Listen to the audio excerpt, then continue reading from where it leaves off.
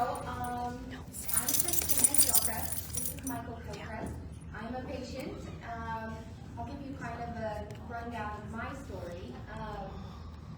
So I found out I had a kidney disease when I was 12. I went in for a sports physical, and they sent me to a nephrologist, and we went and did a biopsy, and I found out I had a form of nephritis.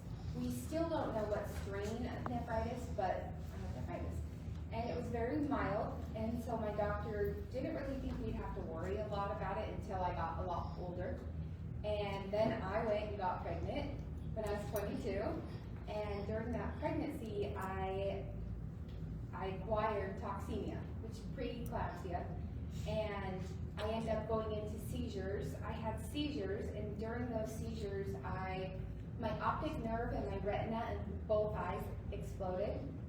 And so I was completely blind for about 6 months until we had like the blood kind of pushed through, and now I have no central vision. I just look out of my peripheral vision. And this is my husband's favorite comment, but I always like to say it makes dating easy because everyone's attractive. Yep.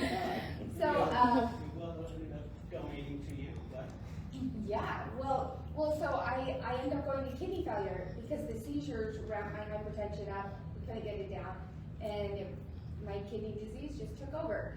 So I ended up having this beautiful little baby that was preemie and going through kidney failure. So luckily, I live in Utah. We have big families. I have 8 siblings, so 8 kidneys walking around. And I had 3 of my brothers tested, and 2 were perfect matches. And so between the 2 of them, they talked together and decided who would give me a kidney. So my oldest brother, Brian, gave me a kidney on December 9th of 2008. And it was amazing. It was kind of like, honestly, at the time, I thought I had like won the jackpot because I skipped dialysis like almost altogether because I only did it for about a month and a half. And so about a year and a half into that kidney, I started rejecting. And so then we tried to fight it for a while with high steroids, and it kept taking. So I eventually had to have that kidney removed. And at that time, I knew what PD was, and so I went to my doctor, and I said, hey, what's PD? I want to do PD. And he says, no, you can't, you're blind. And so I was 24, so I'm like, yeah, you're right, I guess you're right. Like, you know, I'll just do in-center. So I did 5 years of in-center, and during those 5 years, it was just me and my little girl, and I would go in-center, I would do dialysis, I would go home, I would walk my daughter to soccer practice, barely make it there, die under a tree while she practiced, and then walk her home, barely, then it's dinner time, homework, go to bed, like, all these things happen, and I pushed myself really hard to be a part of all of it, because those are years I'll never get back, and now, looking back on it, I don't remember any of it, because my brain was in such a fog doing in-center dialysis. And when she told me this, the fact that she was a single mom as well, and any of you guys that are single parents know how hard it was, add dialysis on top of that, and how the hell she did it with not having a car, having to walk all these places, having to find these slides, so. Yeah, thanks, Mm-hmm. yeah. But so I did 5 years in-center, and then I got the call for another kidney. So I actually went and had my second transplant, and that was May 7th of 2016. And again, okay, let's start living. My life is no longer on pause. Let's push play. And This is when I slid into the DM. So this is when I met Mike, and like Mike, we finally had an opportunity where I could take my daughter camping, and we could go on vacations, and we could do all these things that I had never been able to do with her because I was a sick mom. I was just stuck at home. We did cheerleading, camping, you name it. Everything that people wanted to do, we did it. Yep. But then About a year into that kidney, I rejected. So we tried to fight it that time. We did about a year and a half of like chemo and other drugs. We kind of threw everything at it, and nothing stuck. there was one medicine in particular that funny because it cost like $180,000, and they had to hand deliver this in a locked bag. The pharmacists couldn't. They had to put it straight to the person and put it straight in the machine. They gave it straight to the nurse, and the nurse had to hang it like right then. And she did this for what, a year and a half. And like she said, we threw everything at the wall, and nothing was sticking. Yep. But what was all this stuff doing to her body in the long run? So we decided to let that kidney go. Yep. And so I rejected that one like crazy too, and had to have it removed. But at that point, I was like, I'm not giving up my life again. There has to be another way.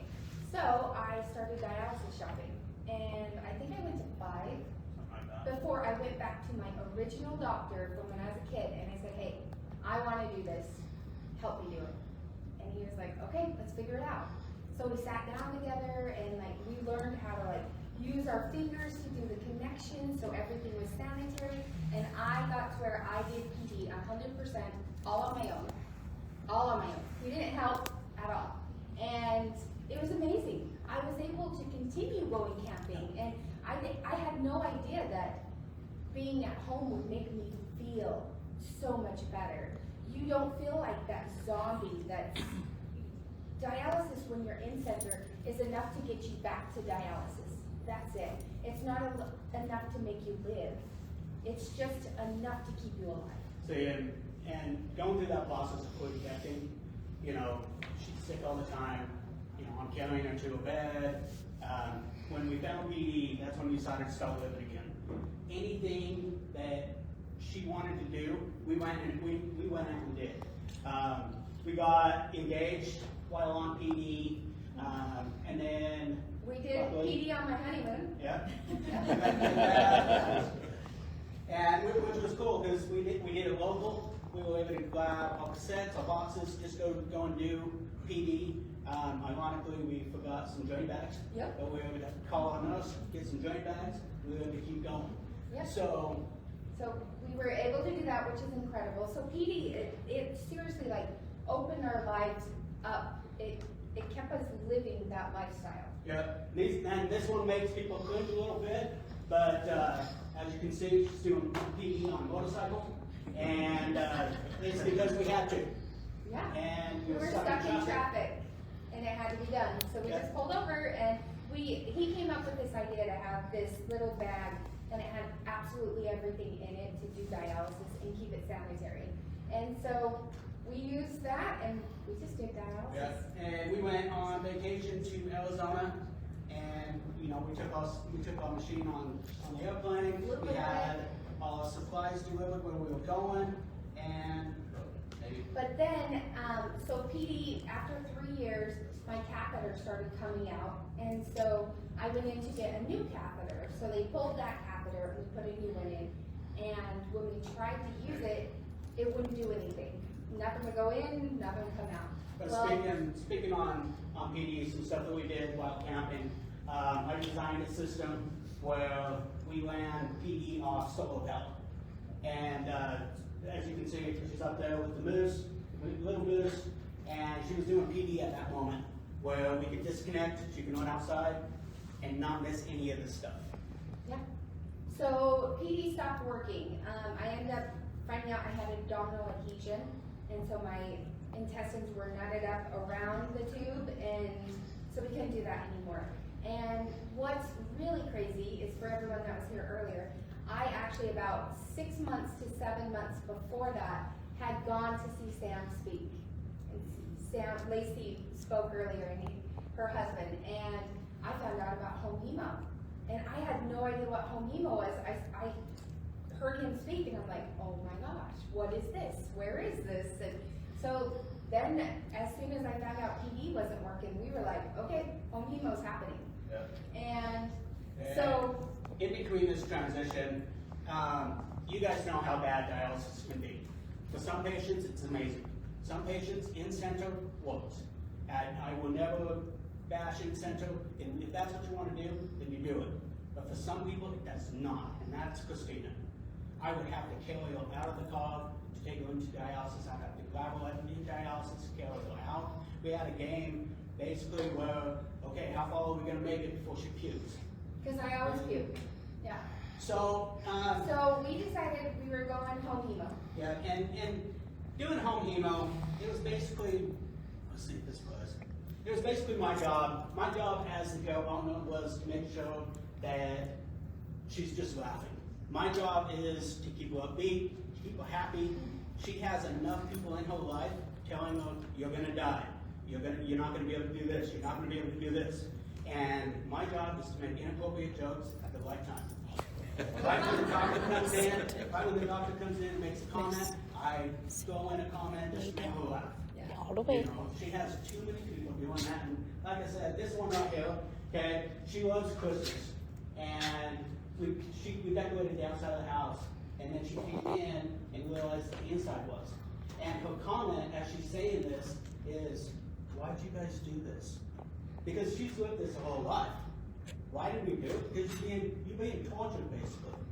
You know? And then, basically, this one, we'll hopefully get it to play. If it doesn't, then that's fine. It was basically showing her medical journal from being life-flighted. She had a blood count of 3.2, and we had people coming into the room wondering how she was even walking around. And Christina's just walking around. If you bent over, you could still walk around. You just couldn't stand up all the way. Yeah.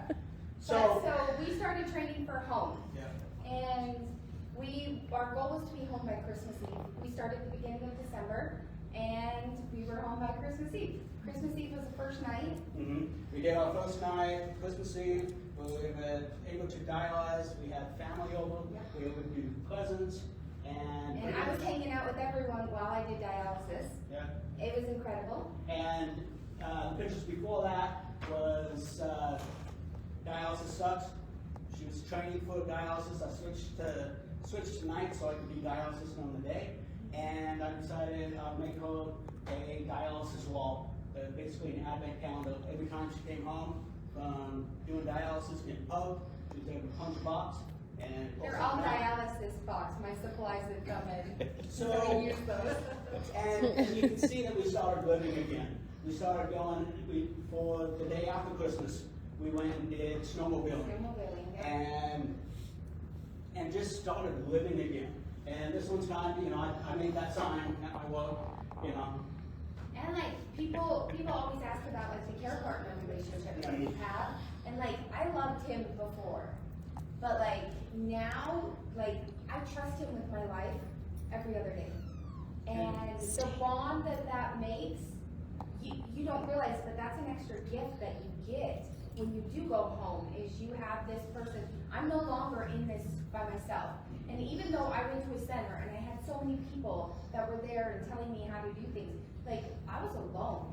And now I look at him and say, hey, I think I have too much fluid on. Let's go and do an extra treatment. And we bounce off each other now. And so I don't have to walk this journey alone. He doesn't have to sit back and have his hands tied and not be able to do anything to help me. And it's basically a typical couple as well. You guys have arguments with your spouses.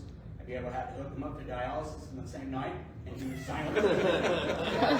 Hey, blood pressure. Yeah, blood pressure. And I'm then like, the alarm goes are off. you done yet? So you just make it work. Yeah. And at home, I like showing this one, is she is happy, she's in her bed, she's doing dialysis, and it's just amazing that we're able to dialyze, like she wants to go out with her friends. The person sitting right here recording us, she went to Vegas last year at this time, and we sat her down, showed her the basics, showed her how to do this, and we took, this was the kit that I made for her over on this end. It was the Christina No Diet Kit. And it just had everything that she needed. And like I said, my job is to just make her laugh and have fun. Yeah. You should have seen the look on my face when I went to pick her up and saw that. And then these ones right here are just some things that I came up with, and they're my pre-treatment and end-treatment burritos. I am an aircraft mechanic. There's days where I am just working my ass off. I come home, I'm tired, and I pull out one of these and it has every single piece that I need.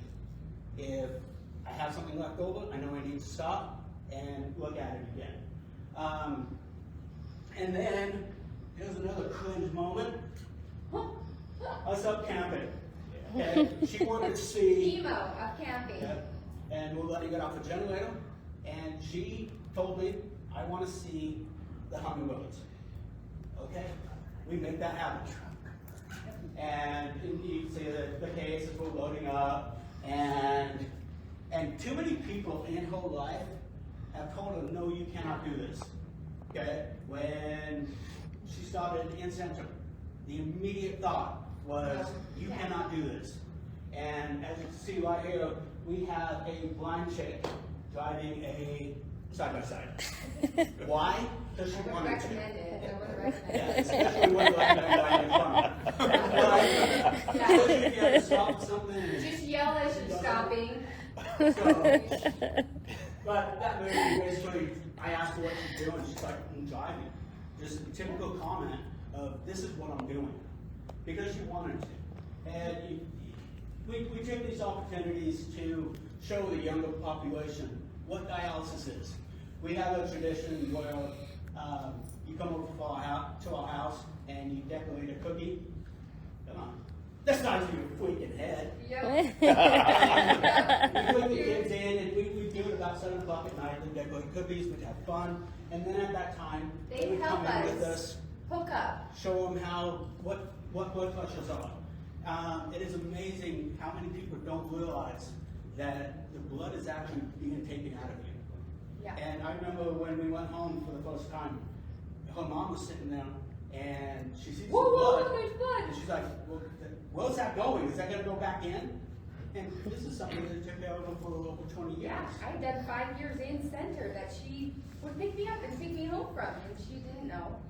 And, you know, we always have our battles with medical. When she was actually in the hospital, as you can see, it had actually nothing to do with kidneys. She had basically a stomach issue. Yeah. Ironically, it had it a little bit because of all the scar tissue, her appendix burst. Yeah. And her appendix burst actually about 2 months before this. But because of all the scar tissue and all that stuff, and she was happened to be on antibiotics, it just kept it all like that. And it turned it into a solid mass. Yep, and she just kept going. She was like, oh, I'm uncomfortable. I'm like, well, okay, simple woman.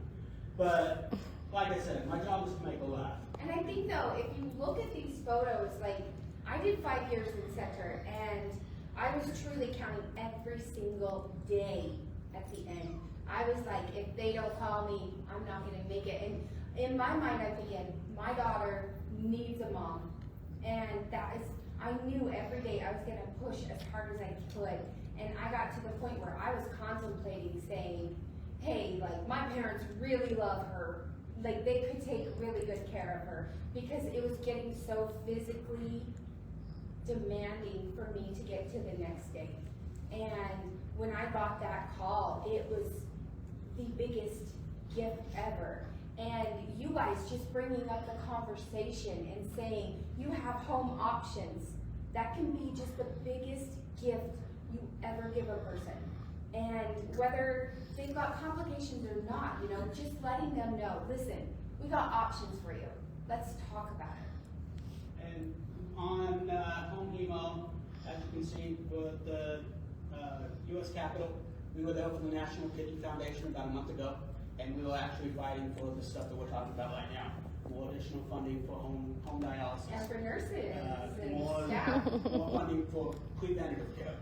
You know, taking that $100 test that could detect all of this, opposed to being, you know, stuck without kidneys. Yeah. And, you know, that's us flying But on a plane. I think like when you look at these photos, none of this would have happened. Like, none of this wouldn't have been my life if I didn't find home. I would still be, and I'm no longer a transplant candidate at this time. We are kind of up in the air about it. We're gonna wait a while, hopefully find a diagnosis, so we would know how to prevent rejection again. But until then, like, I wouldn't have been living. I would have been in a center, barely getting from today to Tuesday to Saturday, you know, like, it seriously is just enough to keep you alive. So With home hemo, you thrive. And throughout this process, now I have OCD beyond belief, and you can tell by the videos and all that stuff. I was tired of getting my answers to my questions after stuff happened. So we ended up starting the Living on Dialysis site, and it was basically just a group of pretty much people that can get together and ask questions about all of this.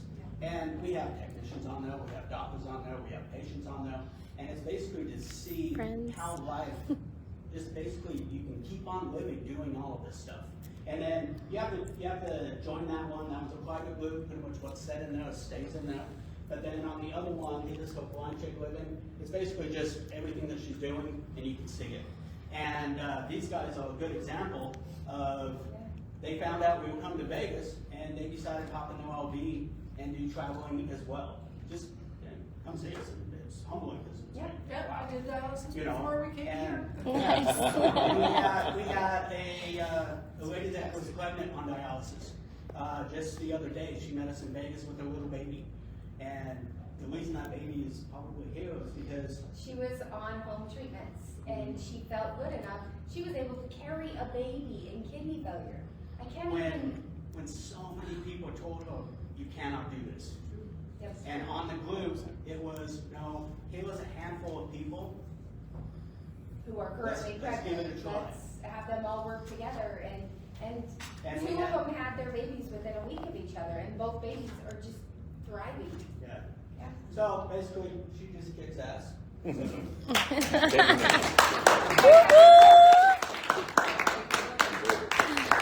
you have any questions, anyone? Yes, ma'am. Just a comment. I am so glad we found this group. They did not tell us about this group in center or in training. Nobody said anything.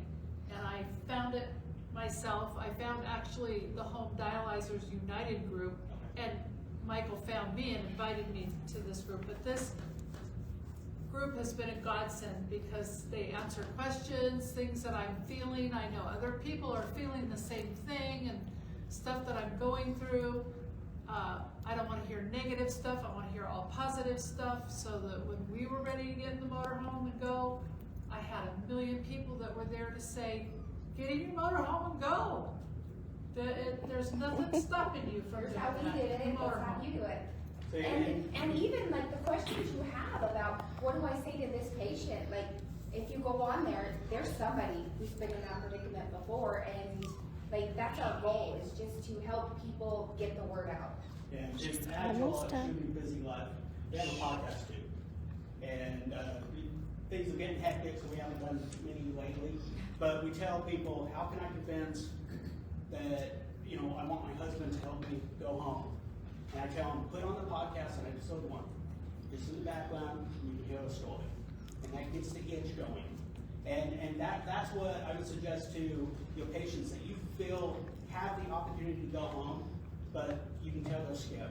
Or you can tell, like Lacey was saying, I don't want to put my family through this when you already are. I am holding your hair while you puke. I am killing you inside while you're clamping and crying. Okay? Opposed to going and having a blast of all life. And, you know, we do a lot of pictures and we do a lot of things that probably make people cringe.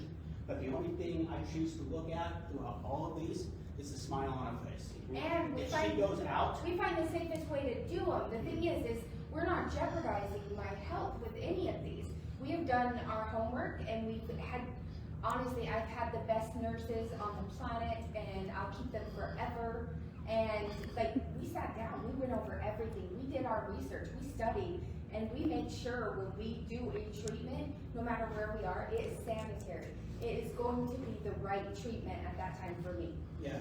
And like I said, my job is to just make her laugh. And I do it in appropriate moments. Like when we were doing PD and her mom was asking questions about what do you do about the alarms and all this stuff. I love just dropping bombs when, damn it, I just punched the screen, squeezed the bag, and walked out. And then her mom panics And and she believes it, Yeah. involves me. so, we have to calm her down, but, you know, it is that patient that you thought can't do this, okay? They told her that she could not do it for 6 years.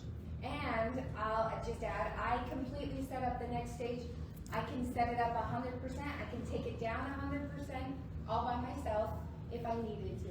And she even had a glass where she cannulated herself as well. And once we eventually get her official put back in the other arm, she'll be cannulating that. And that's another thing, she was told she couldn't go home because she had a CBC. And so I went to the doctor and I said, and I went to the doctor and I went, okay, why? And once they realized it was Christina, then it was, oh, yeah, we're gonna send you home. But They've had a lot of hard questions from me. if there's anything that I like to give the advice on patients is ask your question 3 times. The first time is that initial, nope, no way. The second time they might think about it, and the third time they're gonna actually analyze it and think, why can't they do this? And we stopped asking for permission on doing things, and it is now, you're gonna show us how to do this effectively, instead of, can we do this? How can't I do it? Right. How can I do it? Show me how to do this effectively. And, you know, think out of the box.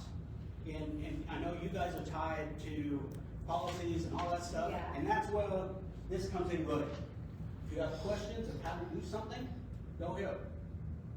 You know, this gives you a good idea of how to do all of this stuff.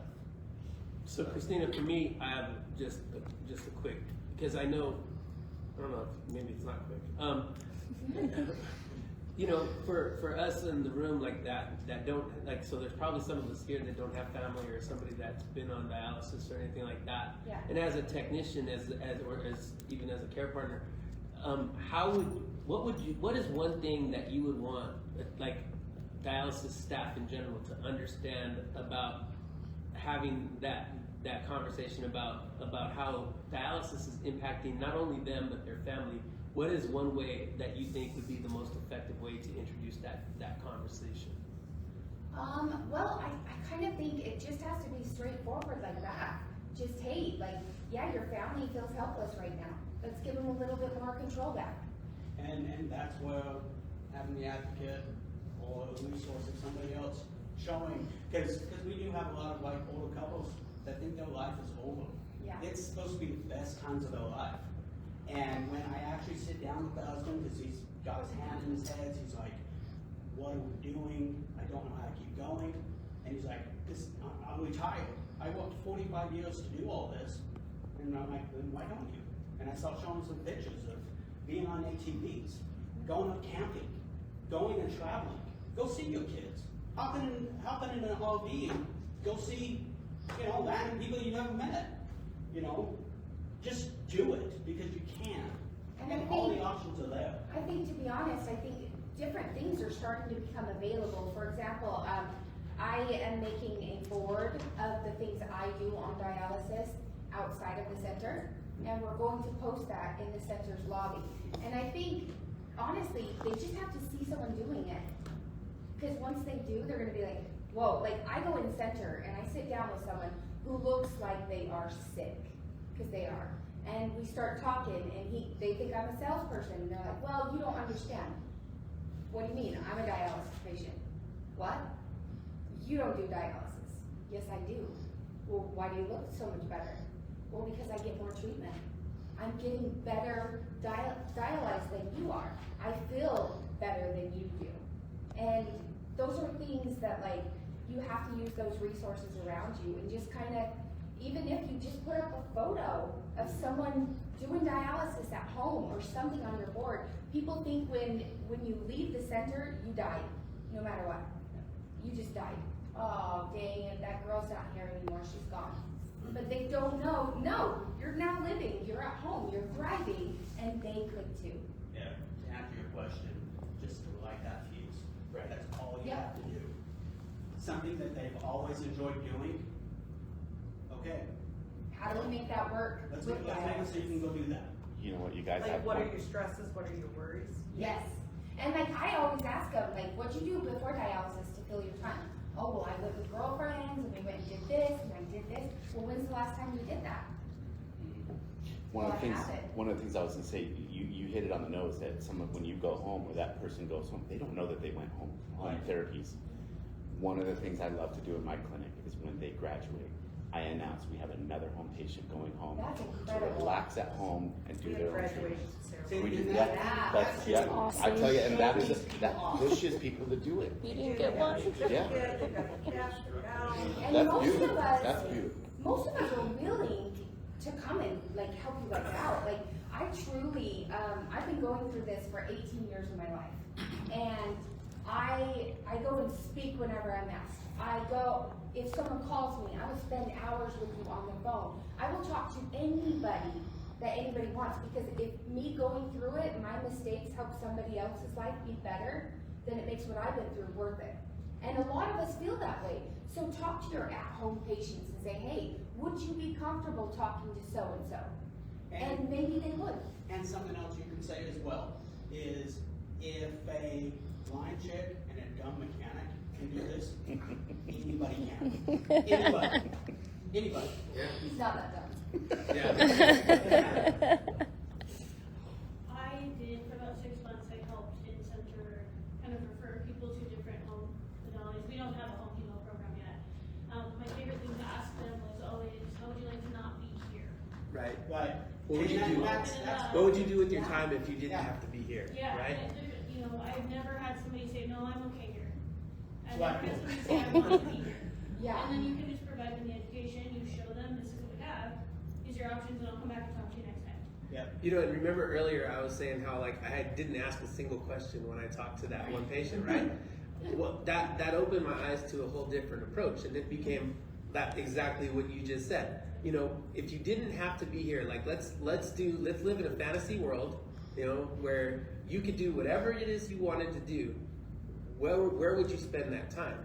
And they usually would say, oh, I'd be doing this or I'd be doing that, and it would be like this, literally like this far-fetched thing. And then the response is, well, what if I could tell you that a way to do it? And now it's like, well, now you got my interest. It's like, you know, I was being, you know, kind of facetious about the whole thing, but now you're telling me that there's a way to do it. It strikes curiosity, and that starts the conversation. And I think that's for us, and to know how to do that. It's an art form for one. It's something that and it can be learned. Yeah. It's just you got to know how to do it. And I think if we learn how to be those people on the in-center floor, as you're interacting with patients that you're going to interact with anyway, right? You know, we don't ignore our patients when we're there. You know everything about that person, right? You know where their family, you know how many kids they have, grandkids they have, what they like to do, where they like to do it, and you can have that conversation be way more meaningful and not just talk about what they like to do, but how you can help them get there. And right? I think, like, with that, like, when you are talking to someone, like, actually try to put yourself in their shoes and think, gosh, how bad would that suck if I had to come here this many hours, be stuck in the chair, you know? Like, because then you're gonna actually come across genuine, because you'll be like, wow, this does suck. How can we make it better for you? Let's do this. And I post like I'm a 14-year-old teenager. So if you guys ever want to see a good example of what she's doing, hashtag blind chick living, you see everything. And it is on a daily basis, a new step that we took, a new option we tried to do. So, Yeah. alright. And we try to make it as easy as possible, because if something's really, really hard, you're not gonna do it. And so it's kind of like the burritos we make. Make it simple, simplify it with them, and empower them. Say, hey, when you come to your first day of training, don't think you're gonna get it, because you won't. Give yourself time, give yourself a couple weeks to sit back, just watch it happen, and then start learning. Because you pick it up. And those little tricks that you can do, like, I mean, this flip sheet that sits on my stand, this step, this step, this step, so that you make sure you hit every single one. Because like I said, I wake up at 4 o'clock in the morning, I come home at 5 p.m., I am exhausted. Oh, and she does nocturnal now, just so you guys know. Yeah. So we hook up, we go to sleep, and We do a rubber treatment. I did it last night. yeah, and I disconnect when I wake up for work, and she rolls over and goes back to bed again. So, That's an option too. It's Yeah. amazing. Great. Any other questions, comments, anything? Mike, Christina, thank you very much. Yes. We appreciate it. Poor Moose, he needs some attention. Yes. I know, he's like, Mom. Lucy. So with that, on our agenda, we have a break scheduled in. So why don't we go ahead and take that break? We got about 15 minutes, and I'll give us time to get ready for our How do I next speaker. stop the live?